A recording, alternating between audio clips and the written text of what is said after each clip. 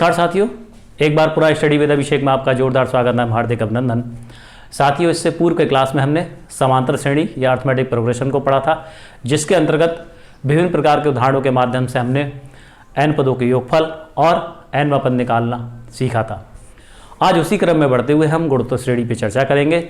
सबसे पहले ये जानेंगे कि गुणोत्तर श्रेणी क्या होती है, उसके बाद विभिन्न उदाहरणों के माध्यम से हम उसको हल करना सीखेंगे तथा यह भी जानेंगे कि प्रतियोगी परीक्षाओं में किस प्रकार से गुणोत्तर श्रेणी से संबंधित प्रश्नों को परीक्षा में पूछा जाता है। तो चलिए साथियों, सबसे पहले ये जानते हैं कि गुणोत्तर श्रेणी क्या है। साथियों, एक ऐसी श्रेणी जिसमें दी गई संख्या में किसी दी गई संख्या में किसी एक संख्या से या किसी नियत संख्या से लगातार गुणा की जाए तो हमें क्या प्राप्त होगी? गुणोत्तर श्रेणी प्राप्त होगी। फिर से समझते हैं, एक ऐसी श्रेणी जिसमें किसी निश्चित संख्या से बार बार या लगातार गुणा की जाए तो प्राप्त श्रेणी गुणोत्तर श्रेणी कहलाएगी। अर्थात प्रथम पद या उसके बाद वाले पद का अनुपात एक नियतांक हो या कांस्टेंट हो, कहलाएगी गुणोत्तर श्रेणी। ठीक है साथियों, इसको उदाहरण के माध्यम से अच्छे से समझते हैं। फ्रेंड्स, गुणोत्तर श्रेणी क्या होती है? ऐसी श्रेणी जिसमें किसी नियत संख्या से लगातार गुणा की जाए, बार बार गुणा की जाए तो प्राप्त श्रेणी आपकी क्या होगी? गुणोत्तर श्रेणी होगी। चलिए एक उदाहरण से समझते हैं इसको। अगर 2 की गुणा 2 से कर दें तो क्या हो जाएगा? 4। अगर इस 4 की गुणा फिर 2 से कर दें तो 8, और इस 8 की गुणा फिर 2 से कर दें तो 16, और इस 16 की गुणा 2 से कर दें तो 32, और इस 32 की गुणा फिर 2 से कर दें तो 64, और इस 64 की गुणा फिर 2 से कर दें तो 128। इसी प्रकार आगे भी लिख सकते हैं। तो ये हमें एक श्रेणी है 2, 4, 8, 16, 32, 64, 128।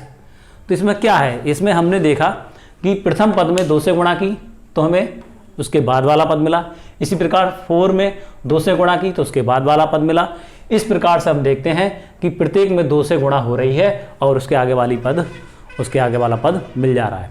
तो गुणोत्तर श्रेणी मैंने लिखा है ऐसी श्रेणी जिसमें किसी नियत संख्या से लगातार गुणा की जाए तो प्राप्त श्रेणी गुणोत्तर श्रेणी है। इसमें देखिए आप लगातार 2 से गुणा हो रही है तो इस प्रकार की श्रेणी क्या कहलाएगी? आपकी गुणोत्तर श्रेणी कहलाएगी। देखते हैं, फिर से समझते हैं इसको उदाहरण के। ये पहला पद अगर 2 है, अगर इसको 2 से गुणा किया जाए तो 4 आता है। इस 4 को फिर 2 से गुणा करते हैं तो 8 आता है। इस 8 को फिर 2 से गुणा करते हैं तो 16 आता है। इस 16 को फिर 2 से गुणा करते हैं तो 32 आता है। 32 को फिर 2 से गुणा करते हैं 64 आता है, और 64 को फिर 2 से गुणा करते हैं तो 128 आता है। साथ में एक साथियों शर्त भी है कि गुणोत्तर श्रेणी के अंतर्गत बाद वाली संख्या और उससे पहले वाली संख्या का रेशियो या अनुपात एक नियत होता है। तो देखते हैं, बाद वाली संख्या क्या है? 4, पहले वाली संख्या इसकी 2 है। इसका अनुपात कितना आ गया? 1/2। कितना आ गया आपका? 2 आ गया। इसी प्रकार से बाद वाली संख्या 8 है, इससे पहले वाली संख्या कितनी है आपकी? 4 है, इसका अनुपात कितना आ गया? 2। अब इसको देख लेते हैं। बाद वाली संख्या 128 है, पहले वाली संख्या 64 है, इसका भी अनुपात कितना आ गया आपका? 2। तो ऐसी श्रेणी जिसमें किसी संख्या से लगातार गुणा हो रही हो और उसमें बाद वाली संख्या और प्रथम वाली संख्या उससे पहले वाली संख्या का अनुपात एक नियतांक हो तो क्या कहलाएगी? आपकी गुणोत्तर श्रेणी कहलाएगी। चलिए साथियों, इस पर आगे चर्चा करते हैं। एक एग्जाम्पल देखते हैं। जैसे पहला दे रखा है 3, 9, 27, 81 ... तो ये गुणोत्तर श्रेणी है अथवा नहीं, इसको हम चेक करते हैं। सबसे पहले दी गई श्रेणी गुणोत्तर है अथवा नहीं, ये हमें चेक करना है। तो क्या करेंगे? सबसे पहले हमें क्या करना होता है? हम इसका रेशियो देखते हैं, अनुपात देखते हैं। अनुपात या रेशियो देखते हैं किसका? सेकंड नंबर का, या second number upon first number, या इसको भी कह सकते हैं पहले वाली संख्या बाद वाली संख्या बटे पहले वाली संख्या,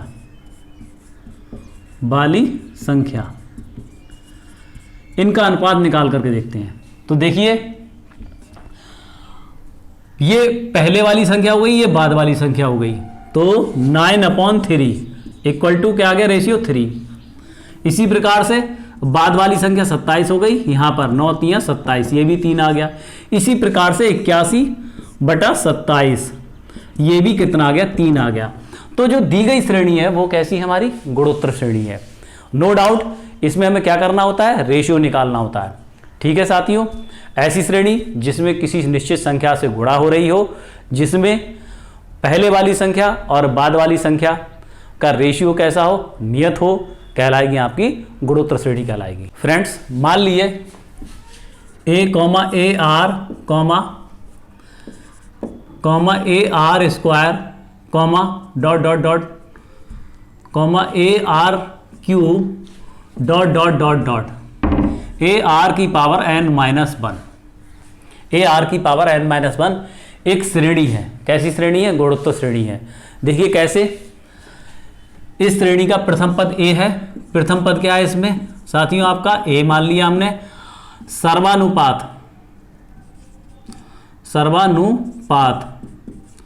सर्वानुपात किसमें है, आपका r है। ठीक है फ्रेंड्स, तो श्रेणी का प्रथम पद आपका a है, दूसरा पद क्या है, AR है, तीसरा पद क्या है, AR की पावर 2 है, चौथा पद क्या है, AR की पावर 3 है, और इसका nth टर्म, इसकी nth टर्म क्या है आपकी, AR की पावर n-1। देखिए समझने वाली चीज ऐसी है कि जब प्रथम पद है तो इसमें a है, r है ही नहीं, प्रथम पद में सर्वानुपात है ही नहीं। तो प्रथम पद है T1 क्या हो गया आपका, a हो गया। T2 क्या हो गया फ्रेंड, a तो है r की पावर n-1, n-1 का मतलब हो गया यहां पर जो टर्म दे रखी है वो सेकंड टर्म दे रखी है उससे एक कम, 1 हो गया। इसी प्रकार से T3 कितना हो जाएगा, AR की पावर 2, यहां से एक कम, और T4 कितना हो जाएगा, AR की पावर एक कम, यहां से एक कम। जो टर्म निकालनी है उससे R की पावर एक कम होगी। इसी प्रकार से जब nth टर्म की बात करेंगे तो AR की पावर n-1, यहां पर nth टर्म निकालना है तो R कितना हो जाएगा, उससे एक कम। ये किसी गुणोत्तर श्रेणी का nवां पद होगा। गुणोत्तर श्रेणी का nवां पद, nवां पद क्या हो जाएगा फ्रेंड्स, ये हो जाएगा Tn, कितना हो जाएगा आपका, AR की पावर n-1, ये इसका फार्मूला है। ठीक है फ्रेंड्स, गुणोत्तर श्रेणी के nth टर्म के लिए क्या फार्मूला होगा, AR की power n-1, nth term of geometric progression equal to AR की पावर n-1। हमने क्या लिया था, इसमें सीरीज ली थी AR square AR cube dot dot dot AR की पावर n-1। मैंने आपको बताया था कि A इसमें क्या है, प्रथम पद है, R क्या है, कॉमन रेशियो या सर्वानुपात है। अगर गुणोत्तर श्रेणी होगी तो ये कॉमन रेशियो या सर्वानुपात सभी संख्याओं के लिए समान होगा। प्रथम संख्या और द्वितीय संख्या या पहली संख्या उसके बाद वाली संख्या का सर्वानुपात पूरी श्रेणी के लिए कैसा होगा, समान होगा। तो प्रथम पद क्या है, इसका A है, द्वितीय टर्म क्या हो गई इसकी, दूसरी टर्म क्या हो गई इसकी, AR की पावर 1 हो गई। यहां पर हम सेकंड टर्म की बात कर रहे हैं तो यहां पर उससे एक कम लेंगे R। T3 की बात करेंगे तो ये R उससे एक कम हो जाएगा। इसी प्रकार T4 की बात करेंगे तो R उससे एक कम हो जाएगा। तो गुणोत्तर श्रेणी का nth टर्म क्या हो जाएगा आपका, AR की पावर n-1। गुणोत्तर श्रेणी का nवां पद क्या हो जाएगा, AR की पावर n-1। चलिए इसको एक छोटे से उदाहरण के माध्यम से समझ। 2, 4, 8, 16, डॉट डॉट का 9वां पद ज्ञात करो, 9वां पद ज्ञात करो। अब सबसे पहले फ्रेंड्स हमें ये देखना है कि दी गई श्रेणी कैसे चेक करेंगे कि गुणोत्तर है अथवा नहीं। तो हमने क्या बताया था, सबसे पहले इसका कॉमन रेशियो देखेंगे कि सही है या नहीं है, सेम है या नहीं है। तो देखते हैं, सबसे पहले कॉमन रेशियो निकालते हैं। 4/2 बाद वाली संख्या बटे प्रथम वाली संख्या, 8/4, 16/8। तो देखिए इन सब का कॉमन रेशियो कितना आ गया, 2 आ गया। 2 दूनी 4, 4 दूनी 8, 8 दूनी 16। सर्वानुपात कितना आ गया आपका, सर्वानुपात आ गया आपका 2, जो कि समान है, इसलिए दी गई श्रेणी गुणोत्तर श्रेणी है। अब हम बात करते हैं इस श्रेणी का नौवां पद निकालने की। तो T9 नौवां पद, ए क्या है? प्रथम पद। ए बराबर कितना दे रखा है इसमें? 2। ए बराबर कितना दे रखा है यहाँ पर? 2 दे रखा है। डी कितना है आपका? 2 है। सॉरी, आर कितना है आपका? 2 है। तो फार्मूला क्या होता है nr टर्म के लिए? Tn equal to A R की पावर n माइनस 1। यहाँ T9 नौवीं टर्म निकालना है तो ए की जगह 2 हो जाएगा, इनटू आर कॉमन रेशियो है, कितना है? 2। 2 की घात n पदों की संख्या कितनी है? 9। 9 माइनस 1 कितनी हो जाएगी? 9 माइनस 1 कर लो, 2 इंटू 2 की घात 8, यानी कि इसका आंसर कितना हो गया? 2 की घात 9। कितना आ गया? 2 की घात 9। इसका नवा पद कितना होगा? 2 की घात 9 होगा। इसको हम सॉल्व कर लेंगे 2 की घात 9 को। ठीक है फ्रेंड्स, इस प्रकार से हम इस श्रेणी, किसी दी गई श्रेणी का n टर्म निकाल सकते हैं। देखते हैं श्रेणी 1, 3, 9, 27, 1, 3, 9, 27 डॉट डॉट का 20वां पद ज्ञात करो। इसकी कौन सी टर्म निकालनी है? इसकी 20th टर्म निकालनी है। हमें पता है, हमें ये पता करना है सबसे पहले कि दी गई श्रेणी गुणोत्तर है अथवा नहीं। तो सबसे पहले इसका रेशियो निकालेंगे। तो 3/1 इक्वल टू 9/3 इक्वल टू 27/9। ये सब कितना आ गया? 3 आ गया। कितना आ गया? 3। रेशियो कैसे निकालते हैं? अब बाद वाली संख्या को पहले वाली संख्या से विभाजित कर रेशियो निकाल सकते हैं। तो अब क्या करेंगे? हमारा आर तो आ गया 3, ए दे रखा है हमारा 1, हमें निकालना है T20 equal to A, formula लगाएंगे Tn equal to A R की पावर n-1। ए की जगह है 1, आर की जगह कितना आ जाएगा आपका? 3। 3 की घात n-1, n कितना है? 20 में से 1 कम, कितना आ जाएगा? 3 की घात 19। इसका 20वां पद, इस श्रेणी का 20वां पद कितना आ जाएगा? 3 की घात 19। ठीक है साथियों, आशा करता हूँ आपको अच्छे से समझ में आ गया होगा। अब इसके बाद नेक्स्ट समझते हैं। A, B, C यदि गुणोत्तर श्रेणी में हो, यदि A, B, C 3 क्रमागत पद हैं जो कि गुणोत्तर श्रेणी में है, तो क्या कंडीशन बनती है? देखिए फ्रेंड्स, हमें पता है, आपको हमने बताया था कि कॉमन रेशियो निकालना होता है। तो बाद वाली संख्या b है, प्रथम वाली संख्या क्या है? a। तो b/a इक्वल टू, अब इसका देखते हैं, बाद वाली संख्या c है और पहले वाली संख्या क्या है? b। देखिए अब क्या करेंगे? इसको गुणा कर दें तिरछा। तो b² इक्वल टू ac। यदि किसी दी गई श्रेणी के 3 क्रमागत पद गुणोत्तर हो या गुणोत्तर श्रेणी में हो, तो क्या कंडीशन हो जाएगी? b² इक्वल टू ac, यानी कि बीच वाली संख्या का स्क्वायर बराबर पहली संख्या गुणा तीसरी संख्या। मध्य वाली संख्या का वर्ग बराबर प्रथम संख्या गुणा तीसरी संख्या। ठीक है फ्रेंड्स, ये कंडीशन कई सवालों में लगानी पड़ेगी। तो मैं कंडीशन ऐसा हो सकता है कि कई सवालों में लगाई जाए, तो मैंने आपको यहाँ पर समझा दिया है इसको अच्छे से। फिर से एक बार समझ लेते हैं। यदि ए बी सी 3 क्रमागत पद गुणोत्तर श्रेणी में दे रखे हों, तो मध्य या बीच वाली संख्या का स्क्वायर बराबर इक्वल पहली संख्या गुणा तीसरी संख्या।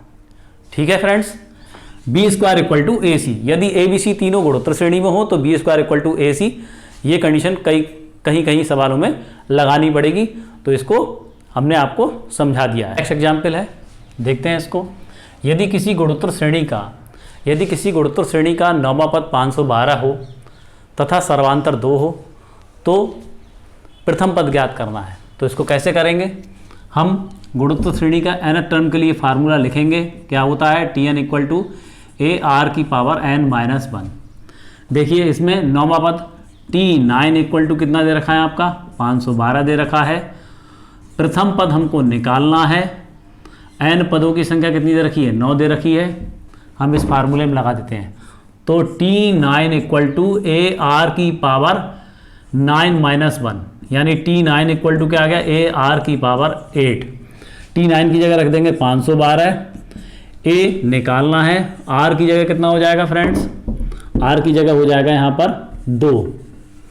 कॉमन रेशियो भी दे रखा है इसमें, R दे रखा है यहाँ पर 2, तो R की जगह 2 रखेंगे, 2 की घात 8, 2 की घात 8, तो A इक्वल टू क्या आ जाएगा 512 बटा 2 की घात 8। इसको सॉल्व करेंगे, इसको सॉल्व करेंगे तो 2 की घात 8 का मतलब हो गया 256, 256 दूनी 512, यानी कि प्रथम पद कितना आ गया 2। ठीक है फ्रेंड्स, क्या करना होगा, यदि किसी गुणोत्तर श्रेणी का नौवां पद 512 तथा सर्वांतर 2 हो तो प्रथम पद ज्ञात करो। हमें कौन सा फार्मूला लगाना होगा, एन टर्म वाला फार्मूला लगाना होगा, Tn इक्वल टू AR की पावर n माइनस 1। सबसे पहले प्रश्न में देखते हैं कि 512 क्या है, नौवीं टर्म इसकी, प्रथम पद क्या है हमें निकालना है, n क्या है पदों की संख्या जो दे रखी है, नौवां पद यानी पदों की संख्या कितनी दे रखी है, 9 दे रखी है, सर्वांतर 2 है यानी कि R2 है। इस फार्मूले में लगा देते हैं हम लोग, T9 की जगह 512, A तो हमें निकालना है, R की जगह 2 और n माइनस 1 की जगह क्या आ जाएगा 8 आ जाएगा। ठीक है फ्रेंड्स, इस 2 की पावर 8 को इसके अपॉन में ले आएंगे, 512 बटा 2 की घात 8, 2 की घात 8 का मतलब हो गया 256, 256 को 512 को 256 से 512 को 256 से डिवाइड करेंगे तो क्या आ जाएगा 2 आ जाएगा, A बराबर 2। तो दी गई श्रेणी का प्रथम पद क्या हो जाएगा आपका 2 हो जाएगा। एग्जाम्पल देखते हैं, किसी गुणोत्तर श्रेणी का प्रथम पद 10 तथा सर्वांतर 3 हो तो प्रथम 5 पद ज्ञात करने हैं। क्या करना है, किसी गुणोत्तर श्रेणी का प्रथम पद 10 तथा सर्वांतर 3 हो तो हमें उस श्रेणी के 5 पद ज्ञात करने हैं। तो देखिए बहुत ही सरल है, हमने बताया था गुणोत्तर श्रेणी क्या होती है, AR, AR square, AR cube और AR की पावर 4। ठीक है फ्रेंड्स, तो श्रेणी का प्रथम पद A बराबर कितना दे रखा है हमारा, प्रथम पद दे रखा है हमारा 10, R दे रखा है हमारा 3, तो T1 इक्वल टू क्या हो जाएगा A1, यानी कि कितना हो जाएगा हमारा 10। T2 इक्वल टू क्या हो जाएगा AR, क्या हो जाएगा AR, प्रथम पद दे रखा है 10 और कॉमन रेशियो कितना दे रखा है 3, कितना हो जाएगा 30। इसी प्रकार से T3 बराबर क्या हो जाएगा AR स्क्वायर हो जाएगा, कितना हो जाएगा यहाँ पर A कितना है 10 और यहाँ पर 3 का स्क्वायर, 3 तिया 9, 9 धाम 90, ये 90 हो जाएगा।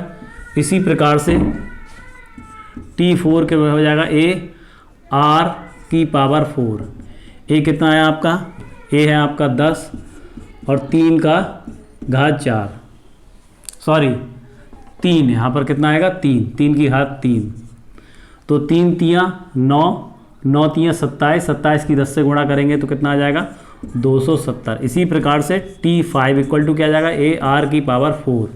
देखिए यहाँ 5 था तो यहाँ 4 हो गया, यहाँ 4 था तो यहाँ R में पावर में 3 था, यहाँ पर 3 था तो यहाँ R की पावर में 2 था, यहाँ 2 था तो R की पावर में 1 था, यहाँ 1 है तो R कुछ है ही नहीं, R की पावर क्या है 0।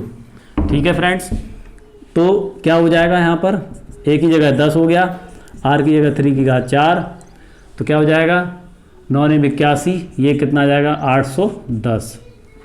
तो इस श्रेणी के 5 पद कितने हो जाएंगे आपके, इस श्रेणी के 5 पद हो जाएंगे आपके, पहला पद हो गया 10, दूसरा पद हो गया 30, तीसरा पद हो गया 90, चौथा पद हो गया 270 और पांचवा पद हो गया 810। ठीक है फ्रेंड्स, इस सवाल अगर इस टाइप का सवाल आ जाए तो इस प्रकार से हल करना होता है। ठीक दे रखा है 4, -8, -16, माइनस का 32 का 12वां पद ज्ञात करना है। दी गई श्रेणी में हमें क्या निकालना है, 12वां पद निकालना है। सबसे पहले हमें ये चेक करना होगा कि दी गई श्रेणी गुणोत्तर है अथवा नहीं। तो गुणोत्तर श्रेणी को चेक करने के लिए क्या करते हैं, सबसे पहले क्या निकालते हैं, कॉमन रेशियो। हम देखते हैं कि बाद वाली संख्या बटे पहले वाली संख्या का रेशियो सभी संख्याओं के लिए कैसा होगा, समान होगा। तो हम सबसे पहले क्या निकालते हैं, रेशियो निकालते हैं। क्या निकालते हैं, रेशियो। पहले ये चेक करते हैं कि श्रेणी गुणोत्तर है अथवा नहीं। तो माइनस का 8/4, 16 अपॉन माइनस का 8 इक्वल टू माइनस का 32/16। अगर हम सबको डिवाइड करते हैं, 4 से 8 को डिवाइड करेंगे तो क्या आ जाएगा माइनस का 2। इसी प्रकार यहाँ पर भी कितना आ जाएगा माइनस का 2। इसी प्रकार यहाँ पर भी कितना आ जाएगा माइनस का 2। तो हमने देखा सर्वानुपात कैसा है, समान है, इसलिए दी गई श्रेणी कैसी होगी आपकी, गुणोत्तर श्रेणी होगी। अब हम देखते हैं कि हमसे क्या पूछा गया है, का 12वां पद ज्ञात करो। हमें क्या निकालना है, T12 निकालना है। क्या निकालना है, T12 निकालना है। और A कितना दे रखा है श्रेणी का, प्रथम पद दे रखा है हमें 4, कॉमन रेशियो में पता ही है R कितना दे रखा है -2। तो फार्मूला लगा देते हैं, Tn इक्वल टू AR की पावर n-1। तो n की जगह क्या आ जाएगा 12, A की जगह कितना हो जाएगा 4, R की जगह कितना हो जाएगा आपका -2, n की जगह 12 -1, ये 4 हो जाएगा, ये -2 है, यहाँ पर कितना हो जाएगा 11। कितना हो जाएगा आपका 11। देखिए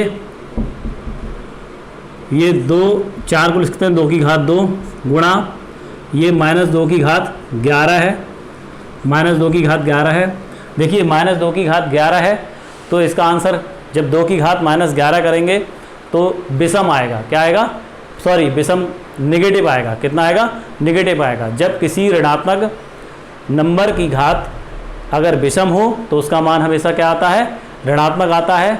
जब किसी नेगेटिव नंबर का पावर कैसी हो आपकी, ऑड हो, तो हमेशा उसकी वैल्यू कैसी आती है, नेगेटिव आती है। तो इसका मान क्या आएगा, नेगेटिव आएगा। तो 2 की पावर 2 हो गया और 2 की पावर 11, तो कितना हो गया 2 की पावर 13 माइनस का। ठीक है फ्रेंड्स, इस श्रेणी का 12वां पद क्या होगा, इस श्रेणी का 12वां पद होगा -2 की घात 13।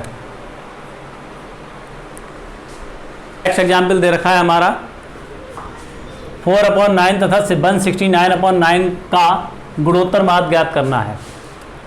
कहने का मतलब है 4/9 तथा 169/9 के बीच का गुणोत्तर माध्य ज्ञात करना है। मैंने आपको एक कंडीशन बताई थी, यदि A, B, C किस में हो, GP में हो। यदि GP में हो, किस में हो, ज्योमेट्रिक प्रोग्रेशन में हो, गुणोत्तर श्रेणी में हो, तो B² इक्वल टू क्या हो गया AC, या B इक्वल टू भी कह सकते हैं √AC। ये फ्रेंड्स क्या कहलाएगा, इसका ज्योमेट्रिक मीन।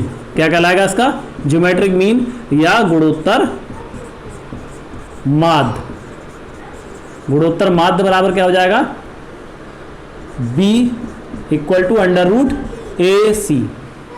ठीक है फ्रेंड्स, तो हमें ये वाला फार्मूला यहाँ पर लगाना है। गुणोत्तर माध्य या geometric mean equal to √AC, यानी कि ये 2 नंबर के बीच का निकालना है। तो दोनों नंबर को ले लेंगे, 4/9 इंटू 169/9। ठीक है फ्रेंड्स, तो क्या हो जाएगा आपका 4/9। देखिए इसके पेयर बना लेते हैं, 2 × 2, 169 का 13 × 13 और ये 9 × 9। इस पेयर में से एक एक पेयर स्क्वायर रूट है, तो एक एक नंबर बाहर आ जाएगा। यहाँ से 2 बाहर आ जाएगा, यहाँ से 13 बाहर आ जाएगा, यहाँ से 9 बाहर आ जाएगा। ये आ गया 26/9। तो क्या आ जाएगा फ्रेंड्स, ज्योमेट्रिक मीन आ जाएगा आपका, कितना आ जाएगा 26/9, या गुणोत्तर माध्य भी कहते हैं इसको। गुणोत्तर माध्य बराबर कितना हो जाएगा, गुणोत्तर माध्य भी हो जाएगा इसका 26/9। ठीक है साथियों, अगर आपसे पूछ लिया जाए कि दी गई संख्याओं का गुणोत्तर माध्य ज्ञात करो, तो हमें क्या करना होगा, हमें उनका क्या करना होगा, गुणा करके उसका वर्गमूल निकालना होगा। ठीक है फ्रेंड्स, आज के सेशन में हमने गुणोत्तर श्रेणी या अर्थमेटिक प्रोग्रेशन पर चर्चा की थी, जिसके अंतर्गत हमने nवां पद निकालना सीखा था तथा विभिन्न प्रकार के उदाहरण भी किए थे। साथियों, कल हम इसके n पदों के योगफल पर चर्चा करेंगे। तब तक के लिए अलविदा, नमस्कार। अपना ख्याल रखिए, अपनों का ख्याल रखिए, सुरक्षित रहिए। जय हिंद।